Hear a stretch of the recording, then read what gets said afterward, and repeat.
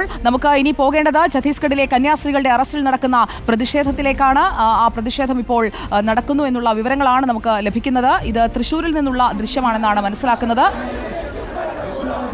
കന്യാസ്ത്രീകൾക്ക് ജാമ്യം ലഭിച്ചിട്ടില്ല. ആ ജാമ്യം ലഭിക്കാത്തതിൽ പ്രതിഷേധിച്ചാണ് തൃശ്ശൂരിൽ ഇപ്പോൾ പ്രകടനവുമായി കന്യാസ്ത്രീകൾ, വൈദികർ എല്ലാവരുമുണ്ട്.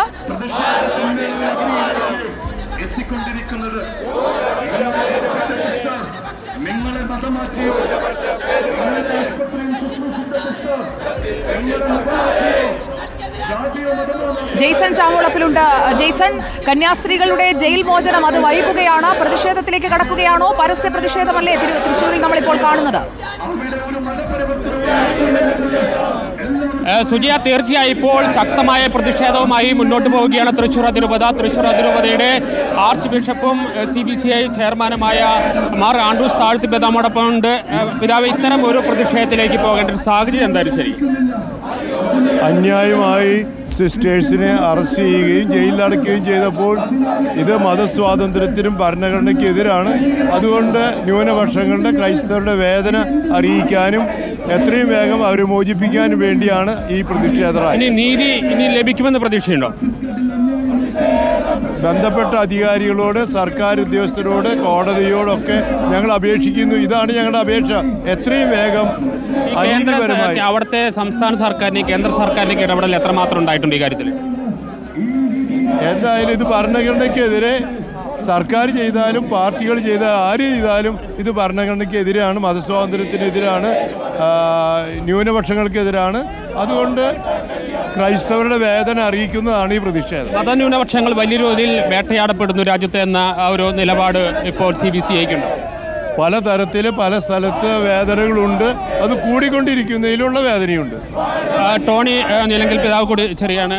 പിതാവെ, നമ്മുടെ രാജ്യത്ത് പൊതുവെ ക്രൈസ്തവർക്ക്, ന്യൂനപക്ഷങ്ങൾക്കെതിരെയുള്ള ആക്രമണം ശക്തമാകുന്നു എന്നുള്ള ഒരു പൊതുവികാരം ഉയർന്നു വരുന്നുണ്ട്. നമ്മളിപ്പോൾ ഈ കന്യാസ്ത്രീകളുടെ വിഷയത്തിൽ എത്രമാത്രം നീതി നടപ്പാവുമെന്നാ പ്രതീക്ഷിക്കുന്നത്?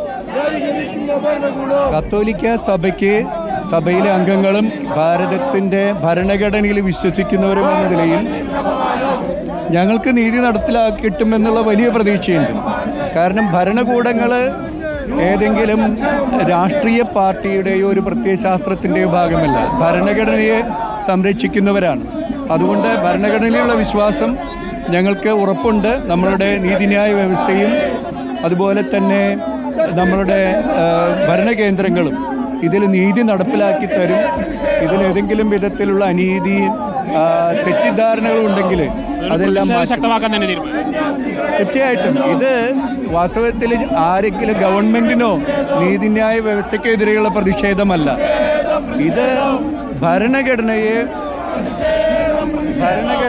ചേർത്ത് പിടിക്കുന്ന എല്ലാ മനുഷ്യരുടെയും മനസ്സാക്ഷിയെ തൊട്ടുണർത്തുക എന്നുള്ളതാണ്. നമ്മുടെ ജനാധിപത്യ രാജ്യത്ത് ഭരണഘടനയെ ചേർത്ത് പിടിക്കുന്ന സമൂഹം ഭൂരിപക്ഷമാകുകയും ആ ജനസാമാന്യത്തിൻ്റെ മനസ്സ് നമ്മുടെ രാജ്യത്തെ ഭരിക്കുകയും ചെയ്യുന്ന ഒരു നല്ല നാളെ നമ്മൾ സ്വപ്നം കണ്ടുകൊണ്ടാണ് ഇത് ഇതൊരു രണ്ട് സിസ്റ്റേഴ്സിൻ്റെ മാത്രം ഒരു വിഷയമായിട്ടല്ല, അത് ഗവൺമെന്റുമായിട്ട് നമുക്ക് സംസാരിക്കാം. പക്ഷേ ഇത് പൊതുസമൂഹത്തിന്റെ ആവശ്യമാണ്. സുജിയ, ഇപ്പോൾ നമുക്ക് ദൃശ്യങ്ങളിൽ കാണാം, കന്യാസ്ത്രീകൾ ഉൾപ്പെടെ, ആത്മായർ ഉൾപ്പെടെ നൂറുകണക്കിന് പേരാണ് തൃശ്ശൂർ. വലിയൊരു മുന്നേറ്റമാണ് ജെയ്സൺ. നമ്മൾ ദൃശ്യങ്ങൾ കാണുന്നുണ്ട്. നീണ്ട നിര തന്നെ നമുക്ക് കാണാം. നമ്മുടെ വീഡിയോ ജേർണലിസ്റ്റിനെ കൂടി അവിടെ പുറത്തേക്ക് ഇറക്കിക്കോളൂ. കന്യാസ്ത്രീകളുടെ വലിയൊരു നിര നമ്മൾ കാണുന്നുണ്ട്. എല്ലാ കോൺഗ്രിഗേഷനിൽ നിന്നുമുള്ള കന്യാസ്ത്രീകൾ അവിടേക്ക് എത്തിച്ചേർന്നിട്ടുണ്ട് എന്ന് വേണം മനസ്സിലാക്കാൻ, അല്ലേ ജെയ്സൺ? നമുക്ക് ഈ ദൃശ്യങ്ങളിൽ നിന്ന് കാണാം, വലിയ തോതിൽ സന്യാസ സമൂഹം ഈ പ്രതിഷേധമായ രംഗത്തെത്തുന്നു. തെരുവിലിറങ്ങേണ്ട ഒരു അവസ്ഥയിലേക്ക് കാര്യങ്ങൾ എത്തിച്ചേരിക്കുന്നു. കന്യാസ്ത്രീകൾ, അതുപോലെ തന്നെ അഡ്മയർ തുടങ്ങി സമൂഹത്തിൻ്റെ വിവിധ തലങ്ങളിൽ, സഭയുടെ വിവിധ തലങ്ങളിൽ പ്രവർത്തിക്കുന്ന നൂറുകണക്കിന് പേരാണ് തൃശ്ശൂർ സ്വരാജ് റൗണ്ടിൽ ഈ പ്രതിഷേധ സമരവുമായി രംഗത്തെത്തിയിരിക്കുന്നത്. നിവർത്തിയില്ലാത്തതുകൊണ്ട് മതന്യൂനപക്ഷങ്ങൾ വേട്ടയാടുന്നുവെന്ന പൊതുവികാരം ഉയർത്തിക്കൊണ്ട് തന്നെയാണ് കന്യാസ്ത്രീകൾക്ക് നേരെയുണ്ടായ കേസിൽ പ്രതിഷേധിച്ചുകൊണ്ട് ഇപ്പോൾ തൃശ്ശൂർ അതിരൂപത ഒന്നടങ്കം പ്രതിഷേധ സമരത്തിലേക്ക് വലിയ ഒരു കന്യാസ്ത്രീ പ്രതിഷേധം ഈ അടുത്ത കാലത്തൊന്നും നമ്മൾ കണ്ടിട്ടില്ല. തൃശ്ശൂർ അതിരൂപത എടുക്കുന്ന ഈ പോരാട്ടം എന്ന് പറയുന്നത് അത് ദുർഗിലുണ്ടായ സംഭവത്തിൽ മാത്രമല്ല, സുവിശേഷ പ്രവൃത്തികൾക്കായി പോകുന്നവർ, അത് മറ്റ് സംസ്ഥാനങ്ങളിലേക്ക് പോകുന്നവർ, കേരളത്തിൽ നിന്നുള്ള സമൂഹത്തിൽപ്പെട്ട ആളുകളാണ്, കന്യാസ്ത്രീകളും വൈദികരുമൊക്കെയാണ് മറ്റ് സംസ്ഥാനങ്ങളിൽ സേവനം അനുഷ്ഠിക്കുന്നത്. അവർക്കെല്ലാവർക്കും ഈ മൈനോറിറ്റി ആക്ട് അനുസരിച്ചുകൊണ്ടുള്ള സംരക്ഷണം ഉണ്ടാകണം. അതല്ലേ അവരുടെ പ്രധാനപ്പെട്ട ആവശ്യം?